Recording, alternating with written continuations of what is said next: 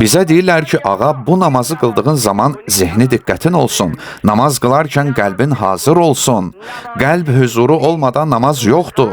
Qəlb huzuru olmadan qılınan namaz qəbul olunmur. Əlbəttə fiqhi baxımdan düzgündür. Yəni sənə niyə namaz qılmadın deyilməz, amma qəbul olunmur.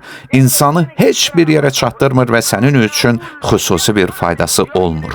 O namaz ki biz Allahu Ekber deyirik, biz Allahu Ekber deyirik. Bu tərəfdən də Allahu Ekber deyirik. Əgər təsəvvür edin ki, mağaza sahibiyik və mağazamızın qapısını açıq saxlamışıq. Həmd və surəni oxuyuruq, amma ürəyimiz mağazadadır.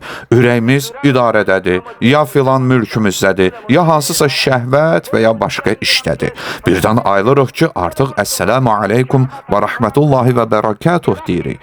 O qədər namaz qılmışıq ki, adət etmişik və artıq səhv də etmirik. Sanki avtomatik şəkildə Allahu Ekber'dən başlayıb Əssəlamu aleykuma qədər namazı tamamlayırıq. Halbuki heç nə anlamamışıq. Heç nə, heç bir şeyi qavramamışıq. Halbuki namazda qəlb huzuru olmalıdır. Zehin tam şəkildə cəmlənməlidir. Deməyin ki, bu mümkün deyil. Xeyr, mümkündür. Həm də çox mümkündür. Bəndəlik elə bir cövhərdir ki, onun kökü rübubiyyətdir. Əgər səy göstərib bəndəlik yolunda addımlasanız, elə bir namaz qıla bilərsiniz ki, namazınız 5 dəqiqə çəksin və o 5 dəqiqənin bütün anlarında yalnız Allaha yönəlmiş olasınız. Namazı elə qılın ki, bütün diqqətiniz yalnız Allah olsun. Allah'tan başqa heç bir şey zehninizi məşğul etməsin.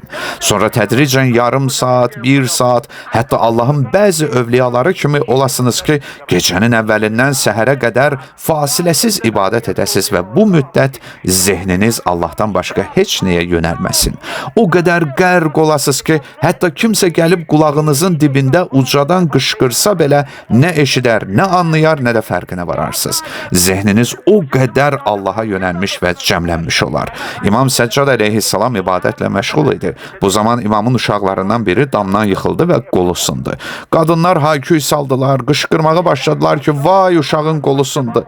Tez sınıqçı çağırın. Gedib sınıqçı gətirdilər. O uşağın qolunu bağladı, uşaq ağladı, nalə etdi, ətrafdakılar da təşviş içində idilər. Hadisə başa çatdı. 1 saat, 2 saat nə qədər keçdiyini bilmirəm. İmam ibadətini bitirib həyətə gəldi. Gözü uşağına sataşdı. Gördü ki, uşağın qolu sarınıb. Bəlkə də o vaxtlar qolu boynundan asırdılar. İmam soruşdu ki, uşağın qoluna nə olub? Dedilər ki, damdan yıxıldı, qolu sındı, sınıqçı gətirdi, qolunu bağladı. Bütün bunlar siz namaz, ibadətlə məşğul olduğunuz vaxt baş verdi.